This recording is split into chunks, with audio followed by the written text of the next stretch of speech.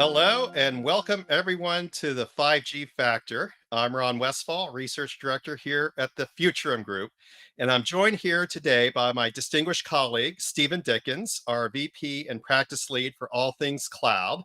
And today we're going to dive into our show called The 5G Factor, which is all about the 5G ecosystem and the IoT and the major developments that have caught our eyes. So, Stephen, welcome back to the 5G Factor. How have you been bearing up between episodes?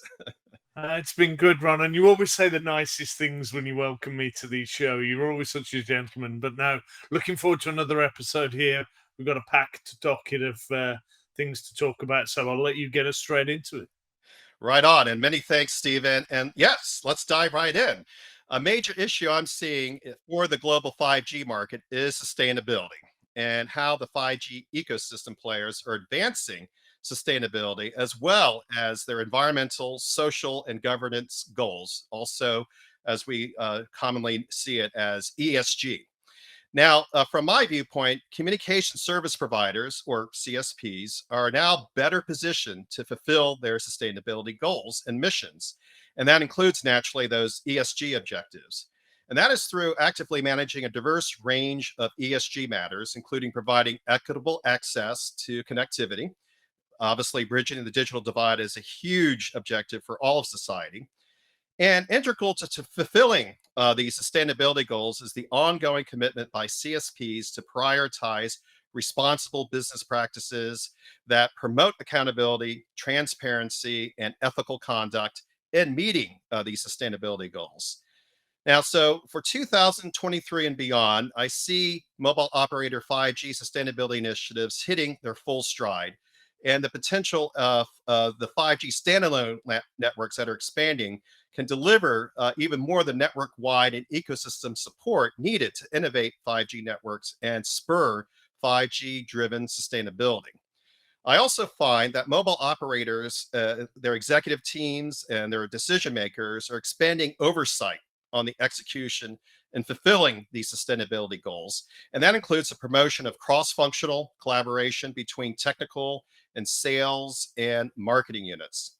So now, the top 5G sustainability market shapers I see include energy management, and that is the administering of power consumption and its impact on the sustainability goals. Energy management frequently requires automated management techniques. So, automation is definitely going to play a major role in all this. And the goal here is to minimize output of energy requirements while also assuring service level agreements or SLA compliant, which is all important. This is how the operators definitely monetize 5G services. And that's just, again, particularly related to mission critical 5G enterprise applications. Plus, I see AI enabled energy management platforms that are designed to decrease mobile operator energy consumption and costs by up to 30%. And this is important without diminishing network performance becoming increasingly deployed throughout the highly distributed 5G infrastructures. Again, 5G standalone. So such decreases can approach five-fold savings over legacy pre-AI systems that also require scheduled shutdowns, and that obviously costs the operators money. We need to get away from that. So, for example, T-Mobile is committed to reducing its energy consumption by 95% per petabyte of data traffic by 2030, and that's from a 2019 baseline. So that's very impressive. And from my view, T-Mobile's identification of sustainable and responsible supply, as well as greenhouse gas reduction, energy and natural resource management, and also waste and recycling improvements, as well as product lifecycle management, aligns with the top most sustainability goals of the mobile ecosystem. So, in essence, all these things really have to come together to advance 5G sustainability. And so now, Steve, what do you see out there that are the top market shapers in terms of 5G sustainability landscape? What do you see the mobile operators out there doing that is of note? So, Ronnie made some really good points there. I think we've seen the macro environment impacting on ESG pledges, and we're hearing a bit less about that from many vendors in lots of different industries. But I think telco's staying the course here. I believe the 5G driven sustainability progress requires digital operations platforms that support the cloud-enabled agility and flexibility. This includes distributing data workloads across cloud environments according to the requirements of those CSPs, as well as using DevOps frameworks to assure more flexibility and energy management. One of the things that stood out for me recently was a recent Capgemini Research Institute report, and I'm looking here at my notes to make sure I get the title of it right. We'll put that down in the show notes. The report was Networks on Cloud, a Clear Advantage. And that report claims that over half of telecom's network capacity will be totally cloud native within the next 3 to 5 years. Pretty aggressive timeline, but I certainly subscribe to that sort of findings. The report also indicates that operators will spend roughly in the region of 206 million annually on that cloud transformation over the next 5 years. We're seeing a big focus from some of the hyperscalers and some of the cloud native vendors on the telco market to try and capture some of that spend.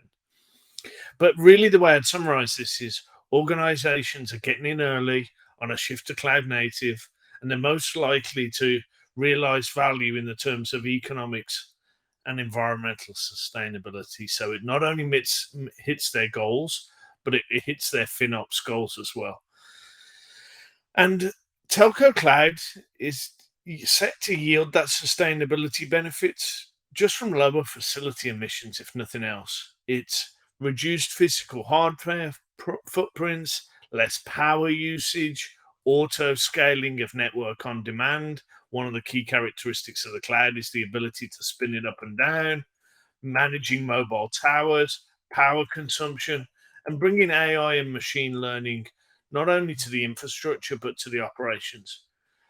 Plus, as we see mobile operators transition to 5G standalone networks, they're deploying a 5G core, a 5G RAM, a 5G mobile edge computing, and 5G transport domain technologies.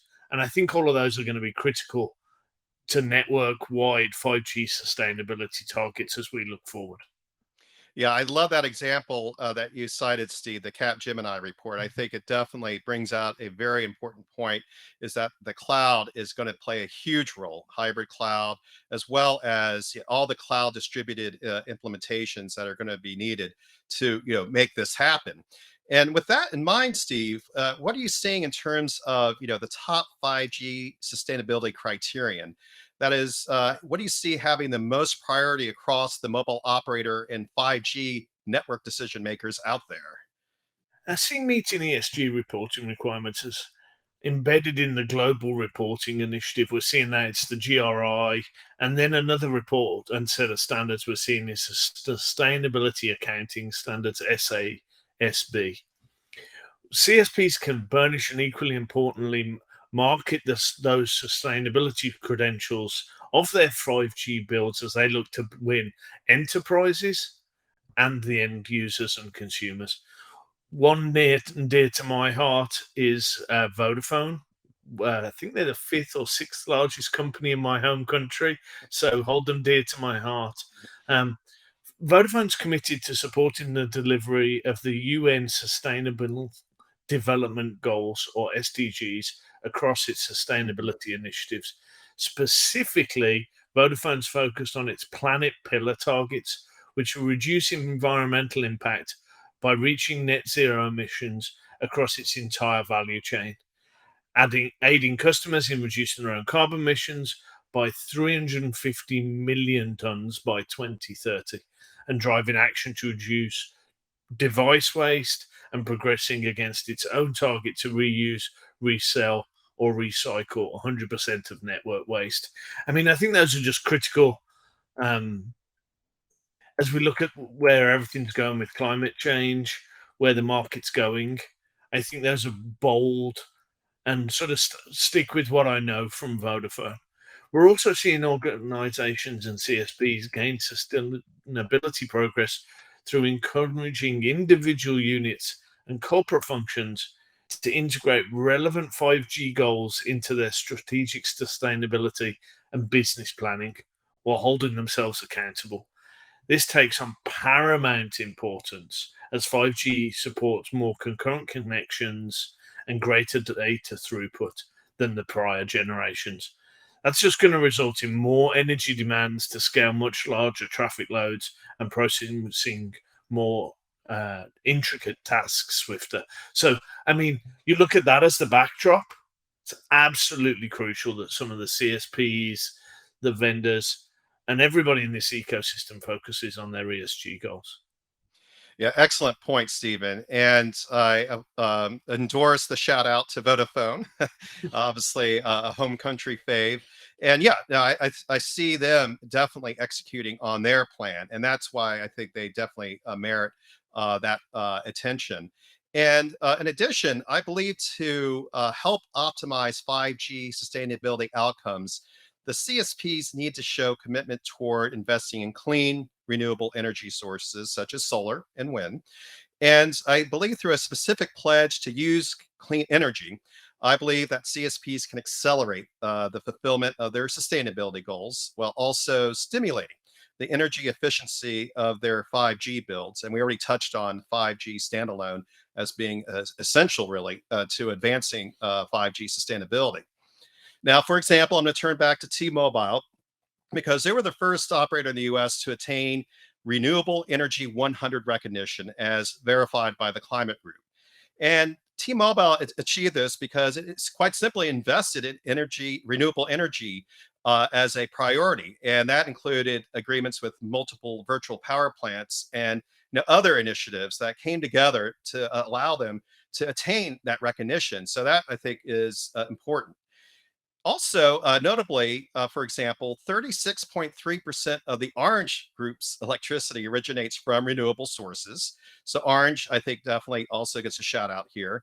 And they're doing this by including sites using solar energy and also expanding the use of digital tools to protect biodiversity and achieving a 12.1 decrease in CO2 emissions across the scope 1 and 2 emission ranges. And we'll touch more on the what the scopes mean.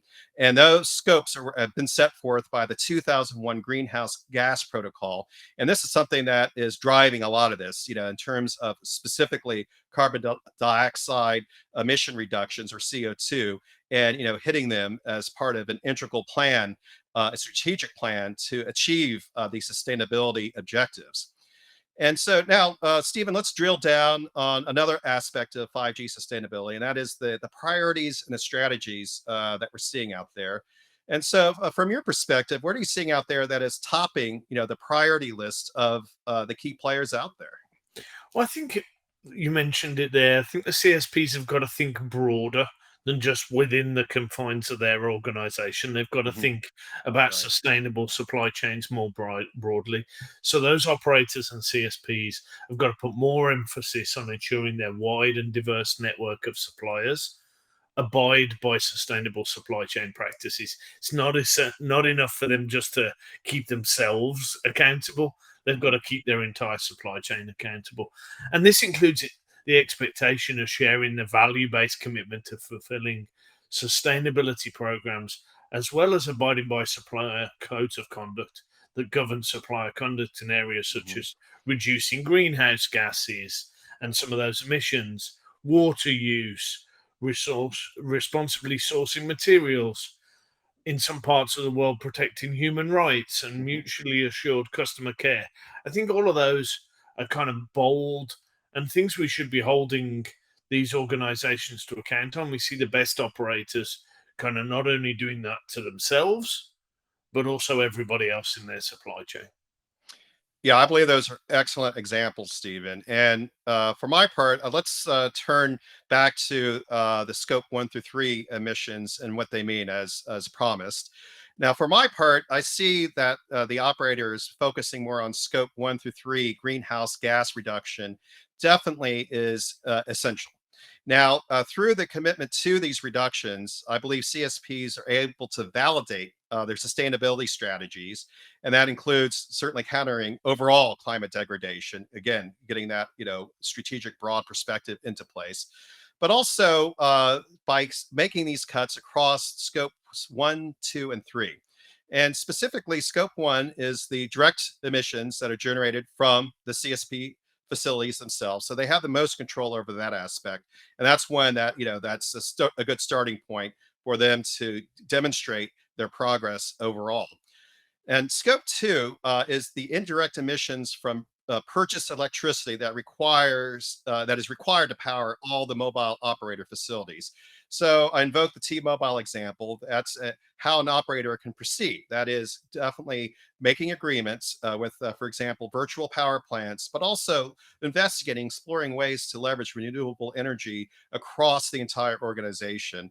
And that naturally will impact the scope three aspect, which is the indirect emissions that are generated both upstream and downstream activities. And that includes the products that the mobile operators sell and the services they use. And that includes, for example, organizational travel. And this one will be the most challenging one to attain, but already it's being addressed. And that's the important thing.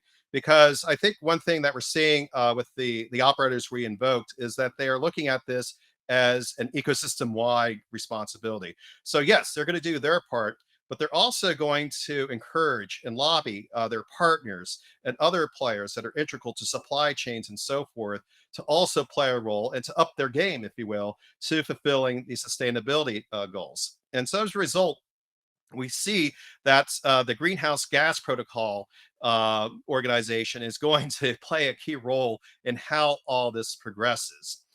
And so, to round out now, Steve, what do you see the operators doing that are, actually excelling and advancing 5G sustainability goals? I think we touched on already. You already invoked a few examples, but who do you see out there, Stephen, that is standing out in terms of, really kicking it in terms of 5G sustainability fulfillment? Well, obviously, given the accent, I'm proud to see Vodafone leading from the front here. I think their approach to ESG as an integral part of the company's overall sustainability strategy falls into three pillars. You've got planet, inclusion for all, and digital society. Now, those sound like sort of twee comments, but I think Vodafone's living its promise. For example, since 2020, Vodafone estimates savings for customers, and let me check my numbers here, 22.7 million tons of carbon emissions with its IoT service offering, which Wow. is in the logistics and fleet management and Hmm. smart metering space. I think those are just impressive numbers. Walking the walk. I I think you'll have seen me talking about edge from my practice and some of the stuff that's going on in that space. I expect that Vodafone's IoT and edge services, augmented with 5G build and then the increasing deployment of AI and ML, will enable organizations to just monitor those operational processes, identify waste, focus on the cause of that waste, and then just improve the overall cost landscape. And that's something you can't ignore here. Whilst these claims are sort of good from an ESG point of view and are loftier than just cost, you've got to justify these examples and get them through in a tough macro climate. So whilst it's good that they're playing into wider and loftier ESG goals, they've also got to make sense from a cost point of view. And I think some of those cost savings we're going to see there being driven by Vodafone makes sense. I also like what you were saying about Orange. Its sustainability strategies aligned with where the United Nations going. There's a focus on sustainable and inclusive economic development, and you've got to have that balance. In combination with the mobile infrastructure that they're focusing on with AI enabled 5G and 4G network advancement, I see some good things ahead from Orange, stressing their technical and application innovation. They're benefiting from international trade and more of efficient use of resources. I mean, they've identified six of those UN sustainability goals, numbers 9, 10, 12, 13, 16, and 17. We'll maybe put a link to those in the show notes if anybody wants to dig in and go the details. But I think they fully align with what the organization's doing more holistically. For Orange specifically, that SDG 13, specifically the one around climate Hmm. action, is really affirming its environmental commitment, focusing on energy and transport efficiency programs. I think we're going to see autonomous vehicles starting to become more prevalent. You know, the ability to augment those and provide 5G is going to be huge.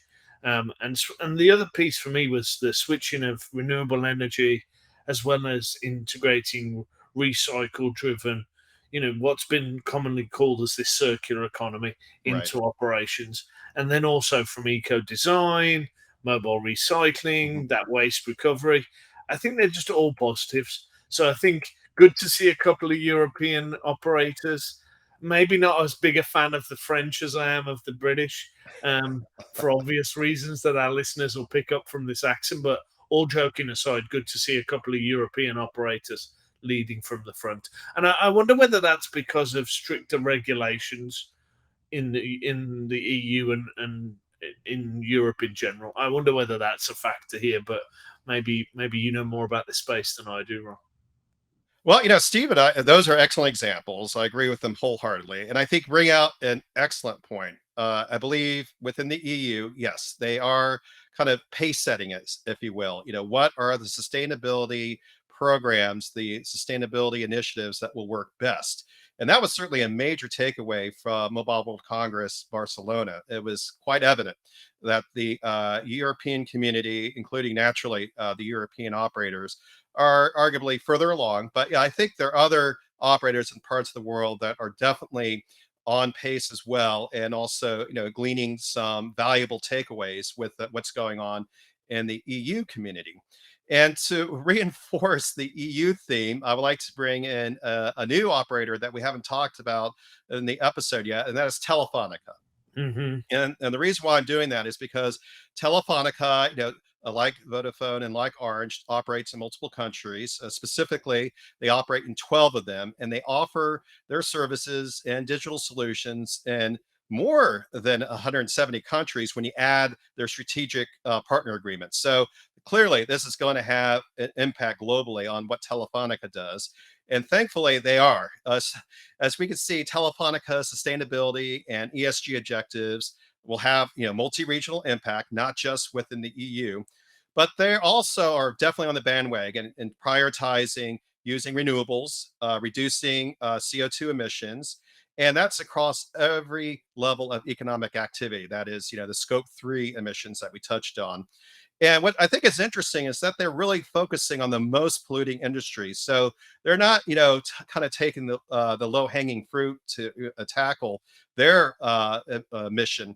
They're actually going to start with, the hardest industries to make a difference in. I think we understand what they are. They tend to be what we call heavy industries, mining, some of the energy extraction energies, and so it all matters. And having a difference there is going to help the entire ecosystem. And certainly there is a role for Telefonica and the other operators to play here in terms of, for example, making 4G, 5G accessible to remote locations to help with that part of the energy goals. Plus, Ron, the interesting thing for me on Telefonica is whilst they're obviously based out of Spain, they've got a huge presence in Latin America. So some of those heavy industries, maybe Europe's leading ahead on some mhm. of the ESG piece. But the interesting thing for me is maybe we need to see that in Latin America as well. And I think Telefonica's leadership here is going to translate over to the Latin American region, which is good to see. All right, definitely. In fact, Latin America is a huge source for critical battery elements, for example, lithium and so forth. And so, yes, this is all coming together. And one thing that is going to be an increasingly important role is battery life. But it's not just Mhm. on smartphones and smart devices, but EVs and even power stations. And I think that would just be tremendous that we arrive at the point where batteries can definitely offload existing facilities that require a lot of energy to distribute throughout the community. And so yes, this is all coming together. This is all interrelated, and that's an excellent example about how Latin America will play a key role in all of Mhm. this. And also, I see Telefonica is also emphasizing raising social awareness. We just touched on that, and that includes, basically, again, using a circular economy, raising community awareness of resource efficiency, And so Telefonica is doing three things in that area that are important that I see. One is managing risks, and that is again through proactive environmental advocacy. Secondly, emphasizing decarbonization and the circularity of its use of renewable energy. So we can't say that enough times. That's again another key operator getting on to this momentum or advancing it. And again, that's going to be important in terms of reducing CO2 emissions. And then I think that the third one is something that I'll bring in now. It's the digitalization of services, and that includes more 5G IoT access. That includes leveraging cloud resources, but also our friend AI and enabling AI to drive more of this automation, driving smarter analytics throughout the entire network and operations and so forth. And to round out, I'll again mention that T-Mobile is also, I think, making a push that is being validated by third parties. And that I think is also going to be important. For example, they've led Green America's wireless scorecard for 3 years consecutively. And they've also received a top grade in the CDP climate change questionnaire. So I think all the operators are going to need that third party validation. It's not just them, blowing their own smoke or blowing their own horn, so to speak. But as such, I think T-Mobile is setting an example, certainly for North America, but for operators in general. And I think, again, it's important to note that they're looking to reduce their combined Scope 1 and Scope 2 greenhouse emissions 95%. I touched on that earlier, but also their Scope 3 emissions 15%. And that, I think, is a very key challenge. And at least they're setting it out there. And they're looking to do this by 2025. So that's just around the corner. And they're doing this from a 2016 base. So, we're definitely going to be on top of that because that one is on the horizon. And we're going to certainly encourage, T-Mobile to obviously attain the goal, but also, the partners out there and the ecosystem out there. And so with that, that's a wrap for today's 5G Factor show. Stephen, it certainly was great to have you back on. And Always a pleasure, Ron. Always a pleasure to come and help you out on these shows. Wonderful. And with that, to our viewing audience and our listening audience, as always, thank you for spending time with us. And we look forward to seeing you again on our next show. Good 5G day, everyone.